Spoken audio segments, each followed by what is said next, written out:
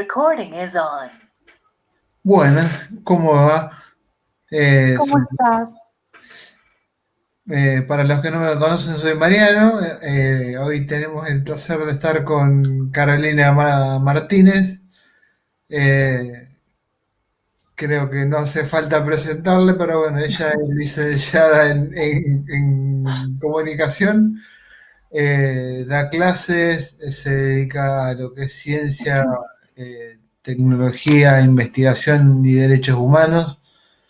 Eh, hace unos pocos meses que viene largando un newsletter más que interesante, al cual vale la pena suscribirse y dedicarle unos minutos los primeros días del mes. Pero bueno, Caro, ¿cómo estás? Bien, Mariano, muchísimas gracias por invitarme a hablar con vos. No, por favor, el placer es mío. Claro, la idea de invitarme era, bueno, tocar el último tema del año, que es historia clínica digital, y el por qué yo lo relaciono con el campo de la ciberseguridad. Ajá. Yo creo que está bastante ligado muy directamente. Esto, primero para poner un poco en contexto, es algo que se anunció, que se presentó hace algunos meses y se oficializó un poco más ahora en las últimas semanas de noviembre, la presentación de lo que se le dio el nombre como Programa Federal Digital de Salud, Impulsa, pero que viene un poco a continuar una política que ya se había iniciado en 2016, esta idea de lanzar una historia clínica digital o historia clínica electrónica, que tiene como eje la idea de una base de datos centralizada, ¿no? De datos de salud centralizada de todos y todas los ciudadanos, con el argumento de que sea más accesible, de que si una persona tiene que atenderse en diversos centros de salud y diversos profesionales de salud, ya sea del ámbito privado o público, pueda hacerse una continuidad, ¿no?, de lo que hay en esta historia clínica.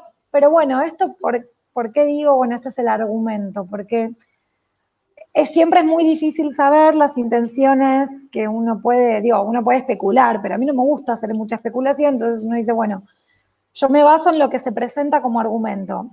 Ahora, esto es muy fácil presentarlo como un argumento cuando históricamente sabemos cómo funciona acá la idea de las historias clínicas, ya sea que sean digitales o que sean en papel.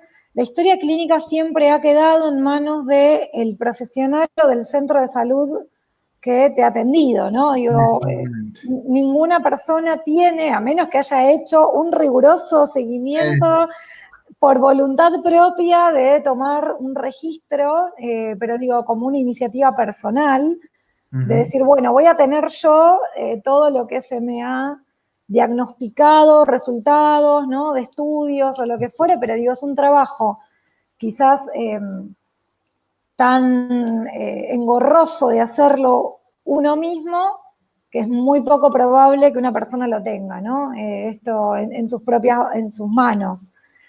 O quizás solo si hay un seguimiento de alguna enfermedad o un tratamiento particular, bueno, en ese caso quizás uno cuenta con todo junto en una carpeta, ¿sí? Entonces, si cambia de profesional, pero tiene todo ahí.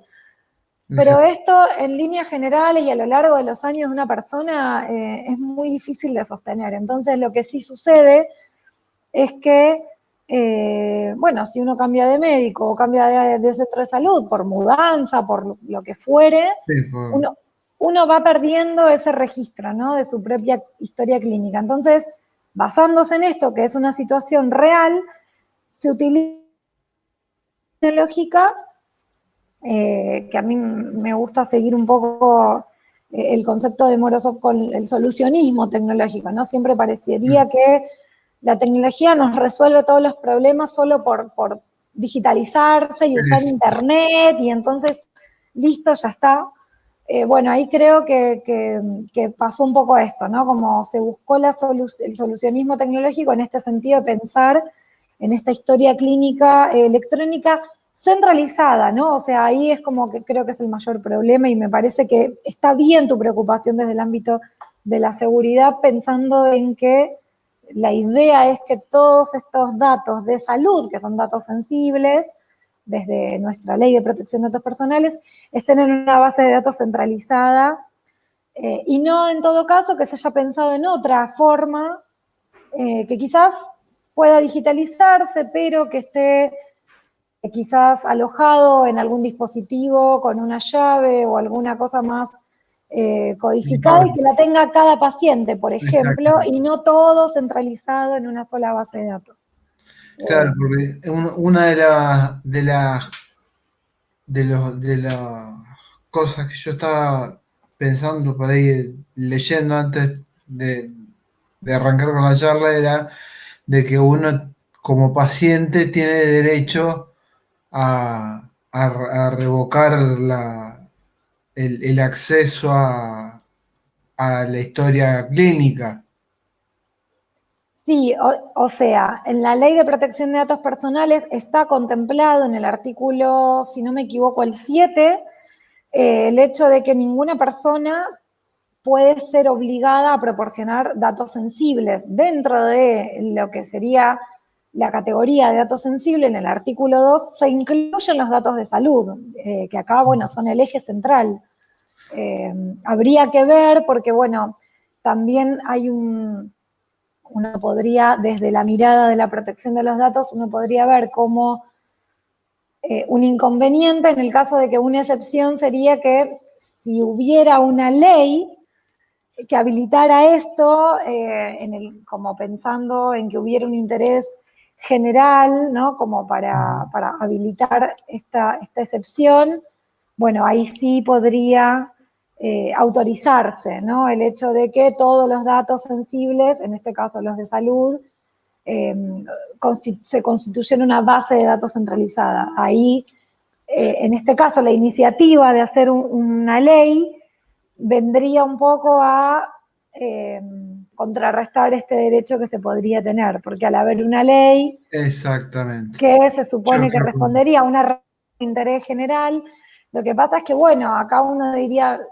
yo creo personalmente, ¿no?, que debería haber un debate un poco más amplio, haciendo espacio también, ¿no?, a las organizaciones de la sociedad civil y incluso, digo, a profesionales técnicos que puedan dar su opinión en materia de justamente de la seguridad de estos datos, para ver si efectivamente esto es viable. Bueno, Uno pensaría que no. lo mismo pasó con lo que era lo que hoy se denomina ciberpatrullaje.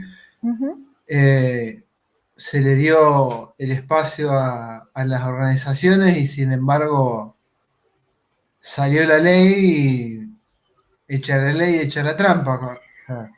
Sí, también hay veces, bueno, en alguna de las conversaciones que se hace con otros colegas que están en otras organizaciones también de la sociedad civil, incluso con académicos, como esta disyuntiva de si quizás el participar a veces de este tipo de convocatorias, de alguna forma se le estaría dando una bala a decir, bueno, se abrió la participación, esto ya viene de larga data con un montón de otros temas también, y de cualquier otro gobierno, digo, como que es algo que suele suceder, ¿no? Sin importar el gobierno de turno, la sensación de que la participación per se da como un aval a que sea lo que se quiera hacer. Es como para decir, cumplimos. Claro, y quizás no hay una verdadera escucha. Yo creo que es importante también a veces, no sé si uno puede generalizar, no sé si todos los organismos públicos y si todos los funcionarios o funcionarias operan de la misma forma. Puede ser que haya algunos que estén más abiertos a la escucha de la sociedad civil y a tomar esto, ¿no? Me parece que es importante tener como esta capacidad de escucha de las diversas miradas, de las diversas disciplinas, porque cada día más, como que en estos temas tiene que haber una mirada desde las diversas disciplinas. Exacto. Y un pensamiento como más en conjunto, ¿no? De, bueno, ¿qué es lo que se está viendo desde cada lugar? Vos me estabas hablando desde la seguridad informática, yo creo que es fundamental en este caso, cuando hay bases de datos, cuando hay medio, cuando, bueno, es una mirada sumamente válida y necesaria, y entonces yo diría, bueno, el Estado, si quiere avanzar en este sentido, debería convocar y escuchar a los profesionales que tienen algo para decir, ¿no? Como poner una alerta.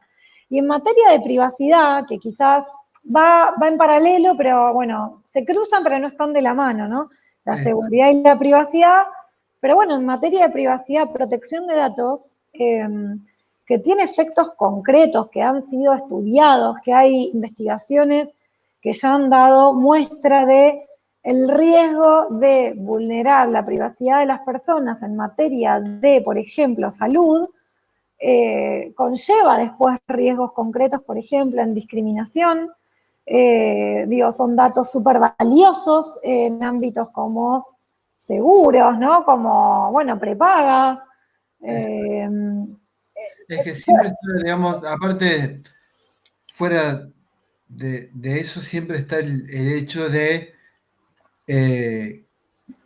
que quién tiene el acceso a esa base de datos, porque Sí, va a tener el acceso a la historia clínica de 40 millones de personas y todos le dimos permiso a que claro. a que nos revisaran puntualmente, digo. Sí, y aparte, mira, algo, por ejemplo, yo este año cuando hice una investigación para la Universidad de San Andrés, para el CETIS, sobre la implementación de tecnologías, en este caso era, bueno, de Machine Learning, Deep Learning, poner inteligencia artificial, pero bueno, digo, más tecnologías de Machine Learning en el ámbito de la salud, en donde por supuesto se utilizan datos, y bueno, el ámbito de la salud, digo, son datos sensibles, pero además cruzado con datos personales, nombres y apellidos, probablemente domicilios, digo, cualquier dato de identificación de una persona. Una de las cosas que encontré, que a mí me sorprendió que quizás que existiendo este dato no se tuviera en cuenta después para tomar decisiones en este sentido, ¿no? Digo, en el INADI, que justamente tiene que ver con todos los datos de discriminación, ¿no? Denuncias que pudiera haber por discriminación, en el periodo marzo a mayo, cuando había comenzado ya el aislamiento por la pandemia de COVID, se había hecho como, bueno, un relevamiento de cuáles habían sido la mayor cantidad de consultas o de denuncias ante el INADI en el periodo marzo-mayo. El principal motivo de consulta o de denuncia por discriminación ante el INADI fue por motivos de salud. Claro. Un porcentaje alto, arriba del 60%, estoy hablando, un porcentaje muy alto. Y en los ámbitos de mayor discriminación por motivos de salud, por ejemplo, era el ámbito laboral.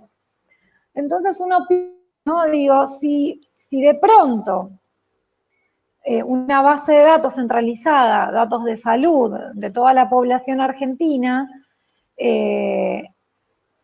fuese vulnerada, como ya hemos visto que ha pasado tanto en el sector privado, sector público, digo, esto es medio sin discriminación. Este año se sabe por denuncia, digo, se hace público diariamente. Quienes siguen noticias de seguridad casi que decís, listo, ya está, o sea, estamos perdidos porque parecería que es imposible garantizar, te compadezco, la seguridad de bases de datos, de lo que sea, ¿no? Como que todos los días se conocen filtraciones, vulneraciones en datos, en algunos casos de empresas que uno diría, wow, si acá se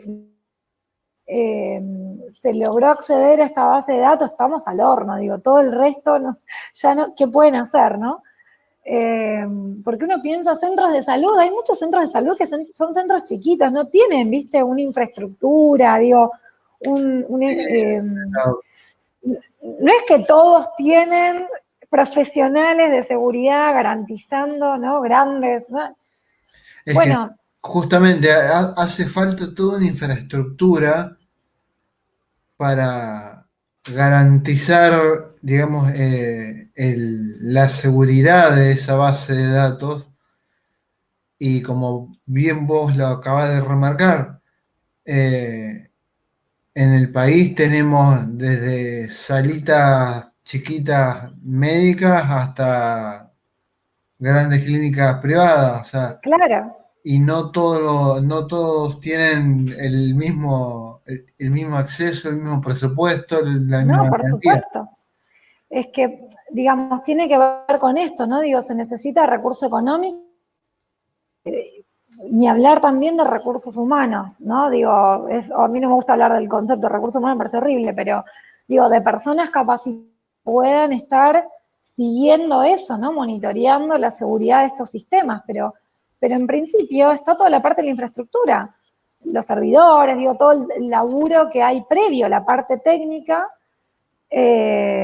y Que en mi el opinión software, digo, también, o sea, no es solamente como la parte, ¿no? justamente, en mi opinión está, no se le da realmente el valor real que tiene cuando se habla de un servidor, de una base de datos, de todo lo que involucra eso. Y hoy, como vos bien dijiste, que existe la tendencia a la, no recuerdo ahora el término, pero la solución tecnológica, El solucionismo tecnológico. el solucionismo tecnológico. Sí, sí, claro. Y en este caso también, por eso te decía, digo, si uno tiene en cuenta, por ejemplo, el valor que tienen los datos de salud a nivel mercado, digo, tienen un valor concreto, y además con efectos también concretos, como puede ser, por ejemplo, que una empresa, una consultora, alguien que está por contratar a una persona tenga acceso a este dato, porque seguramente, digo, puede venderse esto como Tranquilamente. justamente un dato. Bueno, podría decidir no contratar a una persona porque tiene algún tipo de condición, ¿no? De salud X, ni se me ocurre que podría justificar no tomar una persona por un tema de salud, pero podrían decir no porque se me puede complicar si contrato a esta persona, puede tomarse mucha licencia o lo que fuere, y entonces tenés ahí, bueno, algo concreto, ¿no? Digo, personas que de pronto, o ni hablar, ¿no? Después, bueno, seguros de vida, te tomo o te cobro mucho más alto Exacto. eh, como se dice, ahora no me sale la palabra, no sé, una cuota, ¿no? Como, bueno, de pronto la póliza es más cara, ¿no? Porque ya sé que tengo este dato tuyo y entonces, bueno, te cobro más. Digo, no estoy hablando de algo como fantasioso, son cosas que ya suceden, en otros países se han hecho denuncias permanentemente sobre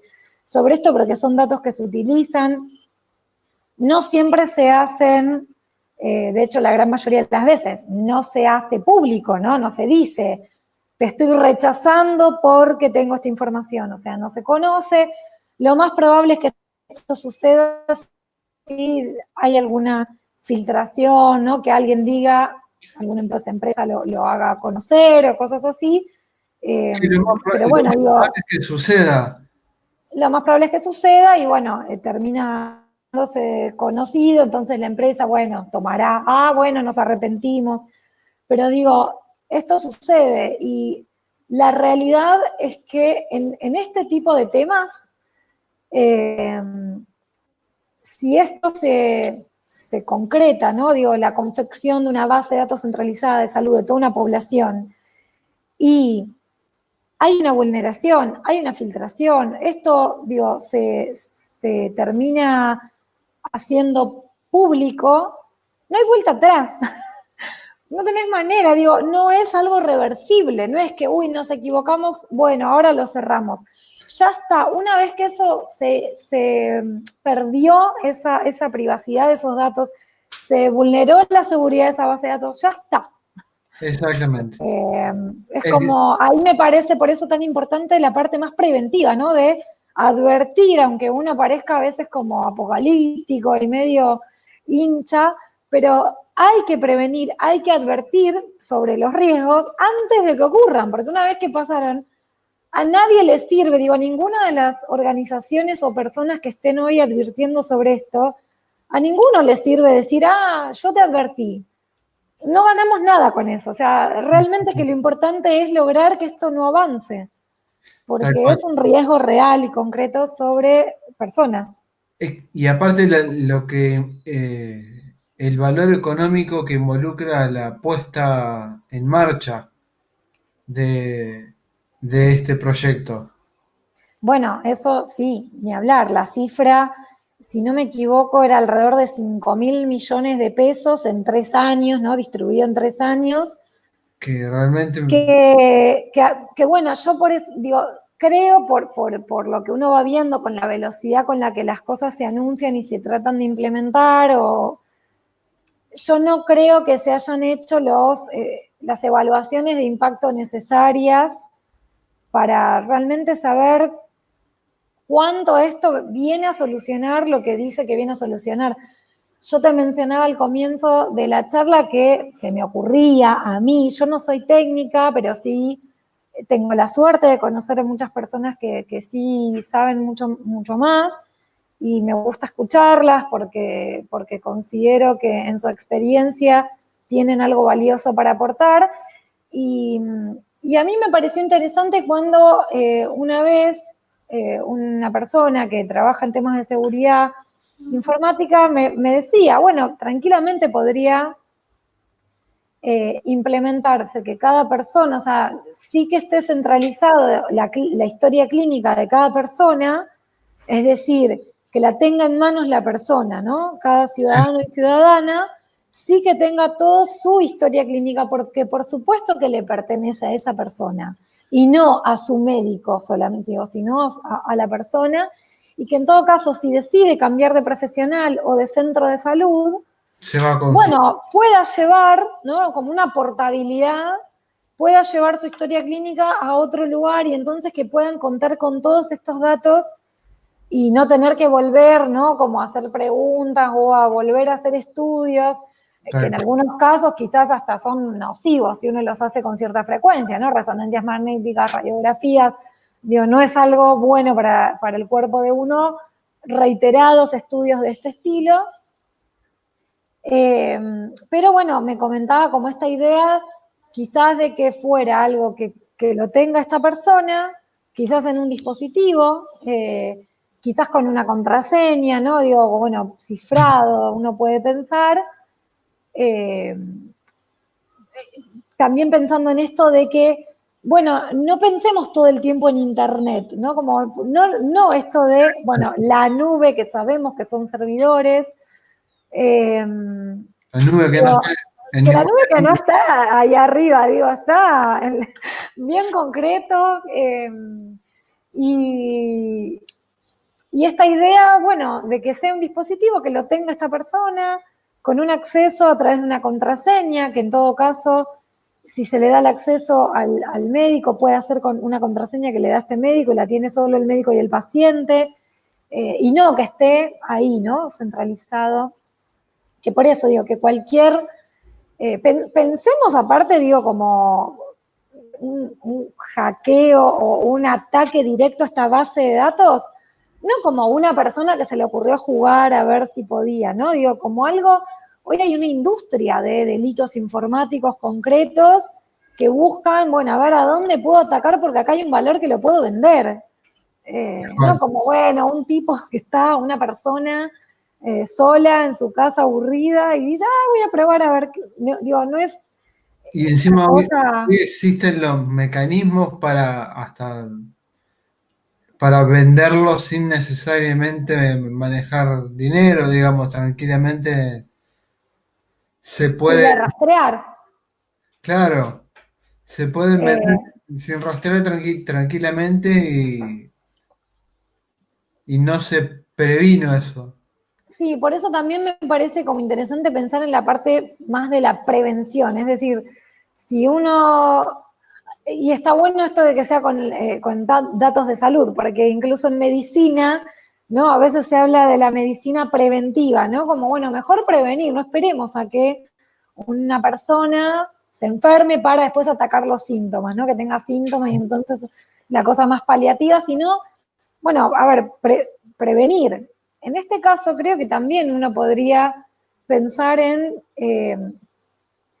tomar desde una mirada preventiva, no diseñar sistemas que sean fáciles de ser vulnerados, no solo el sistema en sí, sino que a través de la vulneración de este sistema, de esta base de datos, se pueden vulnerar derechos concretos, ¿no? A la privacidad de las personas que pueden después sufrir consecuencias también muy concretas y que pueden verse discriminadas, que pueden tener problemas para acceder después a, por ejemplo, digo, tener una prepaga, un sistema, un seguro de salud, que puedan no conseguir empleo, que puedan de pronto no conseguir un crédito, ¿no? Digo, puede haber determinadas cosas que uno, por no prevenirlas, por no preverlas, se estén después, te estés ganando más problemas que una solución, ¿no? Tal cual. Digo,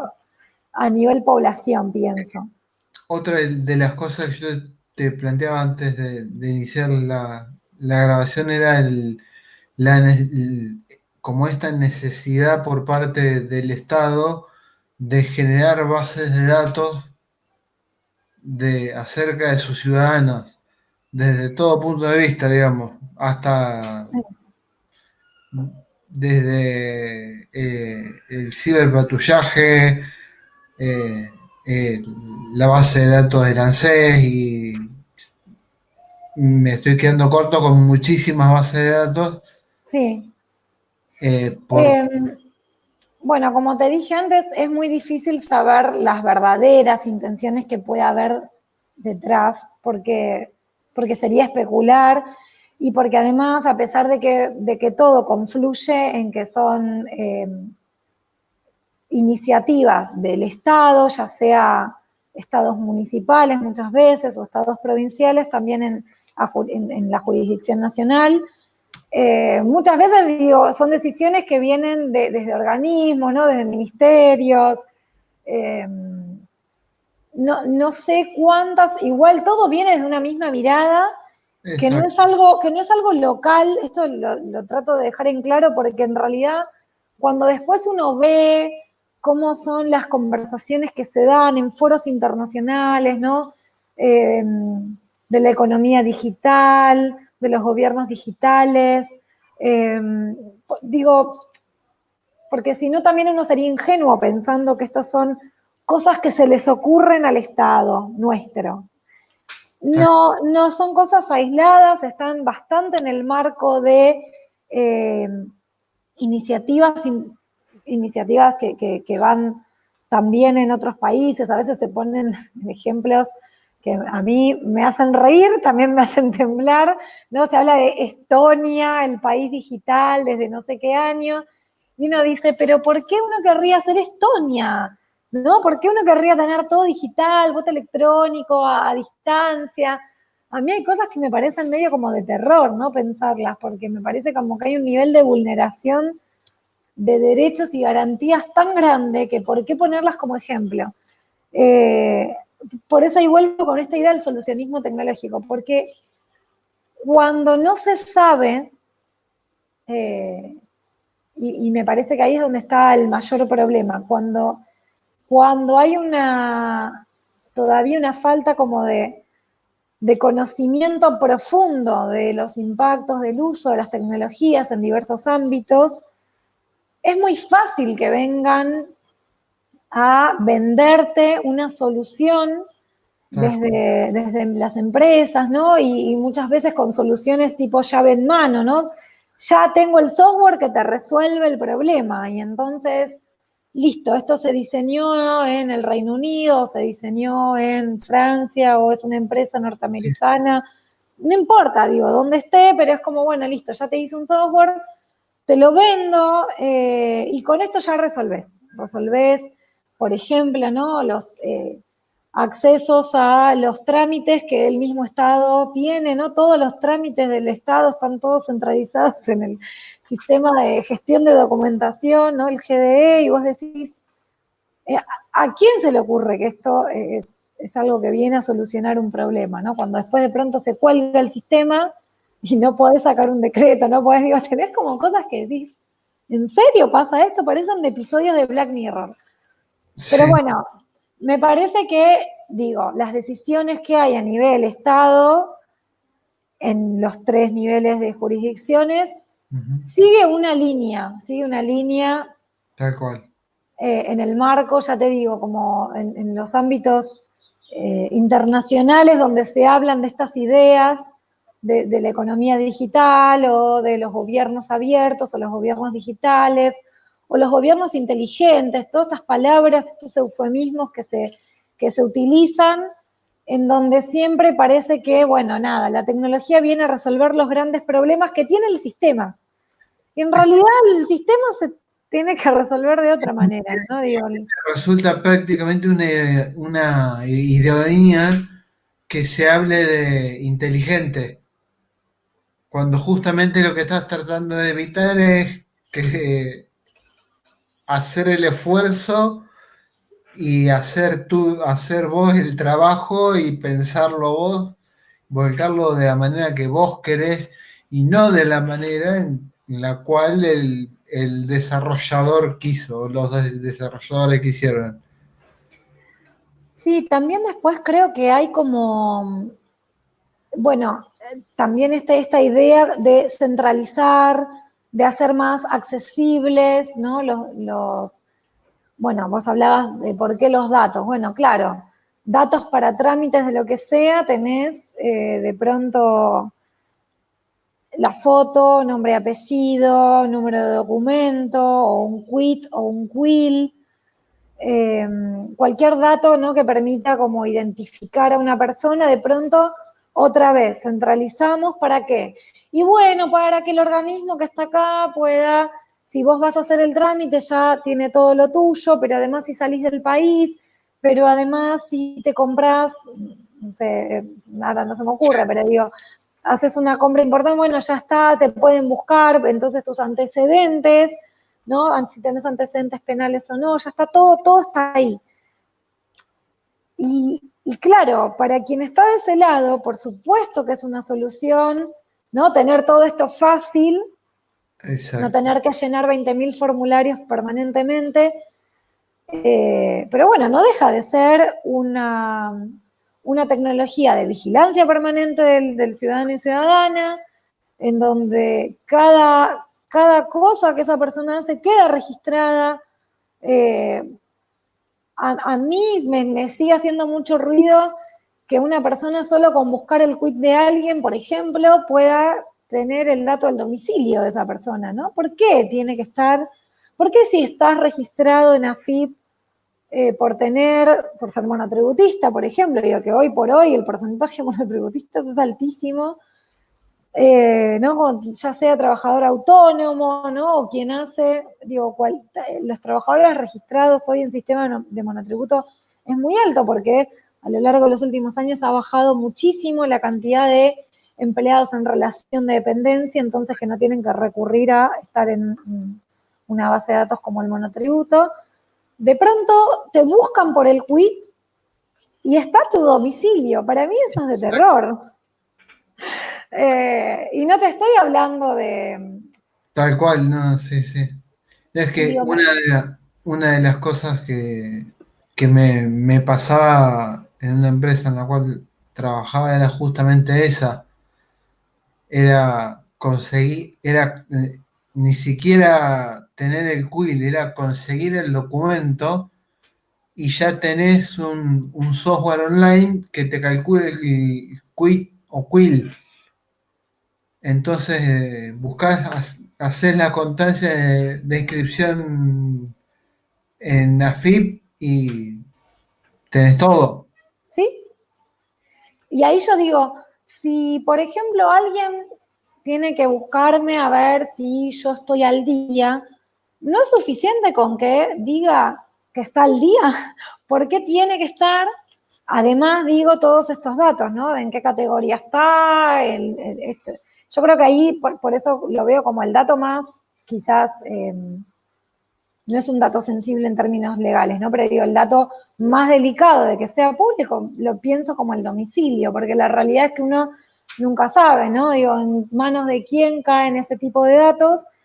Y me parece como que ahí no sé de qué manera se puede justificar que ese dato esté ahí publicado, que ahí voy otra vez a lo mismo, ¿no? A veces esta idea como, bueno, una vez lo había leído, me pareció súper interesante, un documento que hicieron desde ADC, la Asociación por los Derechos Civiles, que se llamaba el Estado Recolector. No me puedo acordar de qué año era este documento, no me acuerdo si era 2015 o 2016, pero me parecía interesante esta idea, ¿no? Del Estado recolector, porque realmente es como que en algunas de las políticas y de las decisiones que se han tomado en este sentido, ¿no? De la digitalización y de la confección de bases de datos, en principio siempre se ha ido por lo máximo, ¿no? Por siempre tratar de conseguir la mayor cantidad de datos. Nunca por el valor de la minimización de los datos. Pedir el mínimo dato necesario para el fin para el cual se quiere confeccionar esa base de datos, ¿no? Bueno, a mí me viene a la cabeza una página que seguramente todo el mundo conoce, que es Dateas. Sí, claro. Como Quit Online, ¿no? Como estos que... Claro, pero que pagando un mínimo obtenés absolutamente todo. Sí, sí, Estado civil, sí, hay como...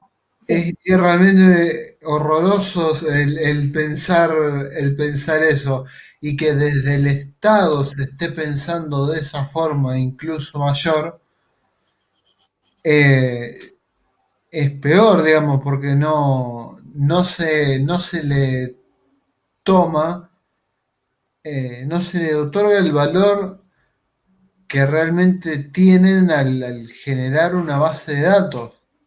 Sí, y yo ahí te digo, también me parece, bueno, algo que aprendí con el pasar de los años, este tema de, bueno, de las intenciones.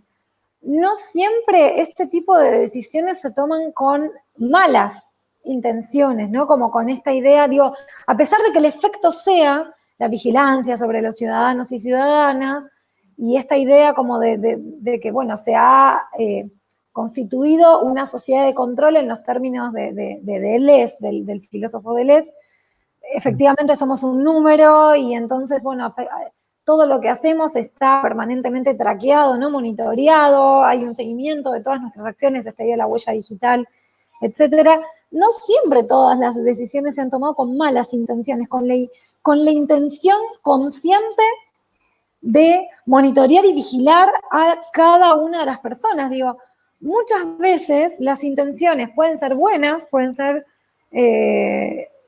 por esto de que también pienso de que no se piensan de manera integral desde disciplinas, ¿no? Por ejemplo, ellos se piensan a veces incluso solo desde el valor de, puede ser, ¿no? En algunos casos, optimizar tiempos para solucionar trámites. Y entonces, sí, puede ser que efectivamente se esté resolviendo una parte de los problemas de la sociedad, ¿no? Digo, de pronto nadie va a negar que dejar de hacer interminables colas para hacer trámites, bueno, se ha vuelto algo positivo en los términos de la vida cotidiana. Cualquiera de los que tenemos esta edad, no sé cuántos tendrás vos, pero más o menos, digo, entre los 30 y los 40, una cosa así, bueno, uno ha hecho filas en los bancos, filas en AFIP, en ANSES, que decís, uy, hacer un trámite, yo sé que voy a tener que pedir media tarde en el trabajo, que muchas veces, viste, te miran mal, o mismo aunque no hubieras tenido que hacerlo para el trabajo. si hubieras sido solo un estudiante, en el caso de que estuvieras estudiando, o no, pero no importa, era como, realmente era un tiempo invertido muy largo, que bueno, algunos le podían buscar el valor de, bueno, me leo un libro en la fila, ¿no? Pero digo, filas largas, 1, 2, 3 horas en un trámite. Bueno, de pronto la agilidad de esos trámites te pueden dar tiempo para otras cosas, ¿no? En algunos casos uno puede decir, bueno, para trabajar más, en otros casos para estudiar, en otros casos para estar más con tu familia, ¿no? Como no perder este tiempo en los trámites que parece que la vida se te va.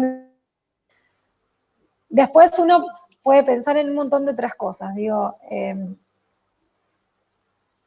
tendría que hacer un listado, ¿no? Pero digo, un montón de cosas que a lo largo de los años se han vuelto digitales. Uno puede decir, bueno, qué sé yo, la inscripción en la facultad. Yo lo escuchaba a Mario Pergolini, yo por ahí lo escucho a Radagast, y una de las entrevistas que le hizo Radagast a Mario Pergolini, le decía, ¿y qué tanto uso le das vos al celular teniendo una compañía que se dedica justamente a la tecnología? Y Pergolini le dijo, yo no uso mensajes de texto, no uso WhatsApp y uso solamente Instagram para promocionar el material de la radio. Y le contestan no suena raro eso.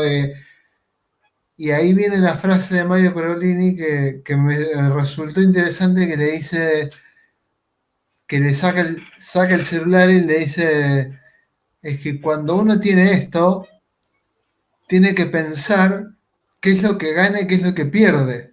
Totalmente. Dice, está bien, fenomenal. Tenemos una computadora en el bolsillo en todo momento. Queremos saber dónde estamos. Basta con el celular y demás. Pero, a ver, hace falta el mensaje permanente de texto, el sacarse la fotito y mandársela a tu amigo y demás.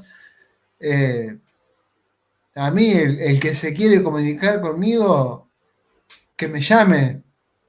Esto para mí es un teléfono, dice, ¿no? Claro, me parece, está bueno eso, porque también hay otro tema que tiene que ver con, y esto ya igual excede, ¿no? Cuestiones del Estado, porque me estás hablando de otra cosa que tiene que Sí, ver con el sí, le fuimos un poco.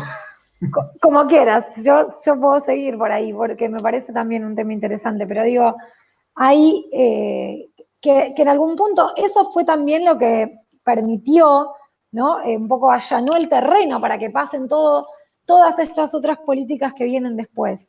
Tal cual. Cuando ya vos tenés una sociedad acostumbrada a que, a que de pronto, bueno, un dispositivo móvil, como es el teléfono celular, se ha vuelto, ¿no? Algunos hablan de esto, ¿no? La extensión de la mano de las personas y no pueden salir sin el teléfono, ¿no? Como que digo, antes podía pasar que alguien te decía, me olvidé el teléfono en mi casa, el celular, ¿no? Cuando eran solo SMS o solo llamada, bueno, alguno podía decir, me olvidé el teléfono. Hoy casi que es medio extraño que alguien se olvide el teléfono celular. Sí, Es medio raro. Digo, puede suceder, pero es una excepción muy, muy grande. Cuando vos ya tenés una sociedad acostumbrada, entrenada, ¿no? Para tener este contacto permanente, esta idea de la inmediatez, de que no te podés perder nada, de que todo se tiene que resolver rápido, eficiente, estas palabras que son claves para después instalar como política pública, como política de Estado, y digo de Estado porque justamente no importa el gobierno, ¿no? Porque digo, esto que hablábamos incluso volviendo al comienzo, la idea de la historia clínica electrónico digital, son cosas que comenzaron en 2016 y hay una continuidad, porque hay una idea casi de todos los gobiernos, sin importar quién esté, de que, bueno, la digitalización, las bases de datos, tener todo, bueno, que también puede permitir, el tener una base de datos centralizada, bueno, ahí también puede permitir un entrenamiento, ¿no? De algoritmos, de encontrar diagnósticos, digo, ahí también a mí me hace un poco, yo desconozco en profundidad la intención de esta idea, pero bueno, si esta base de datos está centralizada y la tiene el Estado, bueno, puede permitir tranquilamente que a raíz de tener todos estos datos se pueden entrenar algoritmos para, por ejemplo, detectar diagnósticos o lo que sea, pero digo, ahí tenés un uso que yo no sé si está contemplado, por lo menos explícitamente, en la presentación de este programa, de esta historia clínica. No lo sé, lo digo con sinceridad porque no, lo desconozco. No, obviamente. Quizás lo dijeron y yo me lo perdí, pero digo, tener una base de datos centralizada con datos de millones de personas, con un montón de multiplicidad de estudios de diverso índole en temas de salud, bueno, digo, ahí tenés algo, te puede servir, a ver, uno lo puede pensar desde las buenas intenciones, te puede servir para detectar determinadas enfermedades que se den en determinadas poblaciones que pueden ser, por ejemplo, como resultado de una cuestión ambiental, ¿no? En el caso de, quizás, bueno, tenemos una mayor proporción de la población que contrae X enfermedad en la zona norte de nuestro país o en las zonas más frías de nuestro país o en las zonas donde hay... También involucra el hecho de revisar o de hacer un análisis de la base de datos, por supuesto. El análisis profundo de la base de datos. Por supuesto, sí, claro. Yo lo planteo desde ese punto de vista, mi preocupación desde ese punto de vista. Sí, claro. El por qué la generación de una base de datos que seguramente va a ser analizada. Lo mismo pasó en Capital cuando